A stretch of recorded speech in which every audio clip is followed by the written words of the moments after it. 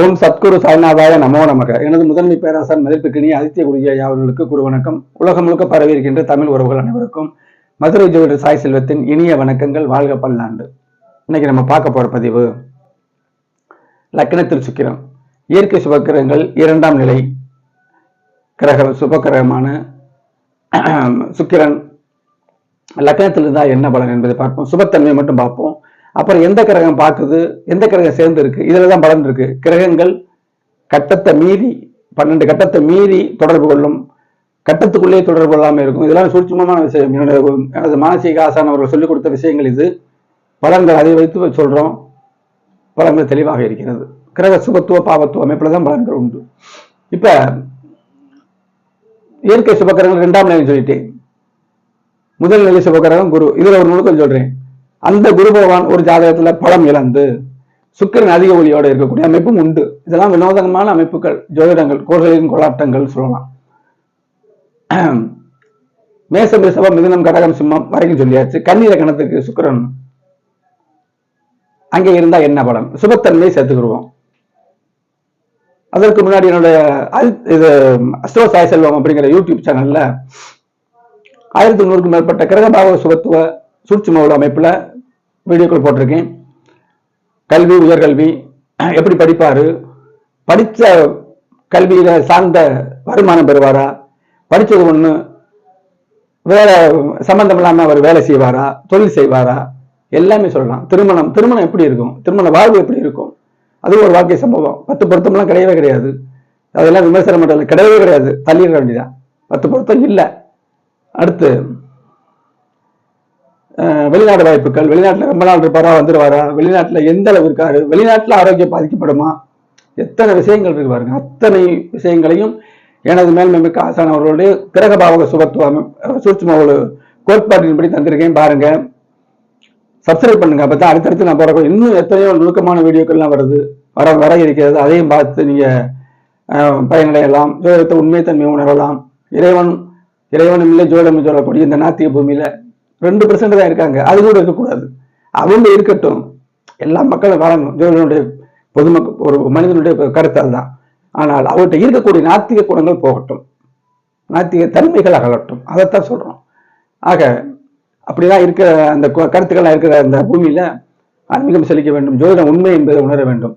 ஒவ்வொரு நொடியும் கிரகங்கள் செயலுங்க. இதுக்கு மேல நம்ம விளக்கம் தேவையில்லை. ஒரு 300 ஒவ்வொரு வீடியோ கொடுப்பேன், பொறுமையோட பாருங்க. இப்ப லக்னத்தில் சுக்கிரன், சரியா? அதுக்கு முன்னாடி இன்னொன்னு சொல்லிடுறேன்.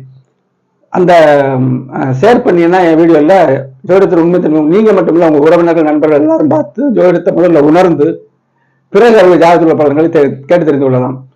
இந்த திரையில தெரியக்கூடிய வாட்ஸ்அப் நம்பருக்கு தொடர்பு கொண்டீங்கன்னால் நீங்கள் எந்த ஒரு கேள்வியாக இருந்தாலும், நான் சொல்றதுல நீங்க புரிஞ்சுக்கலாம், எந்த ஒரு கேள்வியாக இருந்தாலும் பலன்களை கிரக விளக்கங்களோடு தெளிவாக கட்டண முறையில் கேட்டு அறிந்து கொள்ளலாம். நன்றி. இப்ப வீடியோக்குள்ள போவோம். லக்னத்தில் சுக்கிரன், கன்னி லக்னம் சுக்கிரன். இப்ப பாருங்களேன், இந்த சுக்கிரன் நீச நிலையில் இருக்கிறார். ஒளி கம்மியா இருக்காரு, ஏதோ நைட் லேம்ப் மாதிரி இருக்காரு வச்சுக்கிறோமா, இருக்காரு. பாவத்தன்மை இல்லை, அந்த ஒளி அப்படியே இருக்கும். சுபத்தன்மை போட்டிருக்கு. குரு சுக்கிரன் நேருக்கு நேரம் பார்க்க கூடாது. இப்ப 5ஆம் பாகத்தான் பாக்குறாரு. அப்ப இந்த முதல்ல சுக்கிரன் ஒளி கம்மியாகி மறுபடியும் ஒளி வர்றாரு.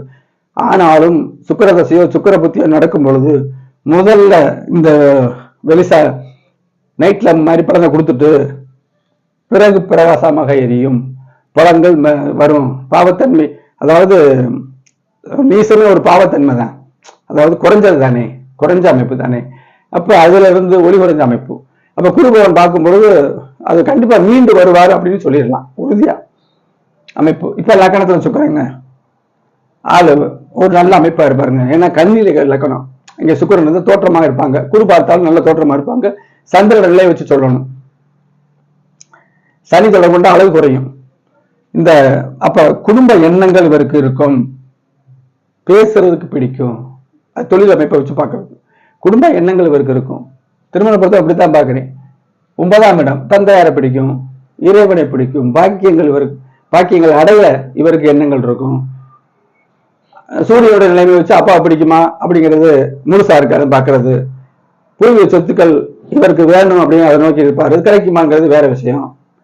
இறைவனை பிடிக்கும். மற்ற குருபவன நிலையை வச்சு மற்ற சொல்லணும். அப்போ ஒரு வார்த்தையில் பதில் இல்லை பாருங்க. என்னுடைய பேசும்பொழுது அது வந்து ஆட்டோமேட்டிக்கா அப்படித்தான் பார்க்கணும். அப்ப உன் பாக்கியங்களை அனுபவிக்கிற ரெடியா இருப்பாரு. அவருக்கு தசாபுத்தி அமைப்பு இருக்கான்னு பார்க்கணும். அப்பாவை பிடிக்கும் அப்படின்னு சொல்லிடலாம். குடும்பத்தையும் பிடிக்கும் அப்படின்னு சொல்லிடலாம். நல்ல பேச்சுக்களை பேச பேச அவருக்கு பிடிக்கும் சொல்லிடலாம். இப்ப பாவத்தன்மை வந்து அம்புன்னு போச்சு. அதுதான் தனியா வீடியோ போடணும். ஸ்டெப் பை ஸ்டெப்பா போடுவோம். சரி, 7ஆம் இடம் நீச சுக்கிரன் தான் பார்க்கிறாரு. அப்ப குரு பகவான் பார்க்கும் பொழுது அந்த ஒளி சேர்ந்து சுக்கிரனுடைய ஒளிக்கு குரு ஒளி சேர்த்து இங்கே குரு வளையம், அங்க இருந்து இங்க அந்த ஒளி சேர்த்து 7ஆம் இடத்தை பார்க்கிறாரு. குரு பகவானே வந்து 9ஆம் இடத்துல இருக்காருல்ல, இங்க பாருங்க 7ஆம் அதிபதி 9ல இருக்காரு. மனவாழ்வு அற்புதமா இருக்கும். பாவத்தன்மை இல்லாம இருக்கணும். இப்படி எல்லாம் அள்ளி தெளிக்கலாம் ஜோதிட விஷயங்களை. நல்லா நீங்க என்னுடைய சேனல்ல பெட் பண்ணிருக்க அடிப்படையில சொல்லிட்டு வரேன். சில நபர்கள் வந்து எனக்கு அடிப்படை ஜோதிடம் சொல்லித்தாங்கன்னு இருக்காங்க. அதுக்கான நேரம் இல்லாட்டாலும் மொத்தமா அது வந்து தேவையான ஆளுகளுக்கு, புரியுற ஆளுகளுக்கு நல்லபடியாக சொல்லிக் கொடுக்கலாம் அப்படிங்கிற குருநாதர் எனக்கு சொல்லிக் கொடுக்க. நான் இங்கே சொல்றேன், கடத்தணும் ஜோதிடத்தை. அதுதான் குரு பக்தி.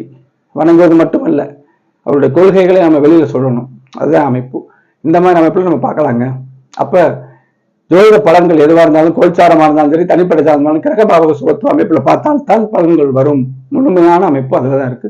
சுபத்துவ ஒளியியல், ஜோதிடமே ஒளிதானே, ஜோதிஷம் ஜோதினா ஒளிதானே, ஒளியியல். அதோட அதாவது சுபத்துவ பாவத்துவம் பார்த்து மட்டும் பிரயோஜனம் இல்லை, அதோட அளவுகளும் பார்க்கணும். அப்பதான் பலன் சொல்ல முடியும். அளவுகள் இருக்கு, குவான்டிட்டி. அதுல அதுக்கு அந்த அளவில் தக்கனமா இவருடைய வாழ்வுடைய சுபத்துவ அளவோ பாவத்துவ அளவோ இருக்கும் அப்படிங்கிறதையும் நான் இதில் தெரிவிச்சுக்கிறேங்க. அடுத்து துலாம் லக்கணத்துக்கு, லக்கணத்தில் சுக்கிரன் இருந்தால் என்ன பலன் என்பதை அடுத்த வீடியோவில் தருகிறேன். நன்றி.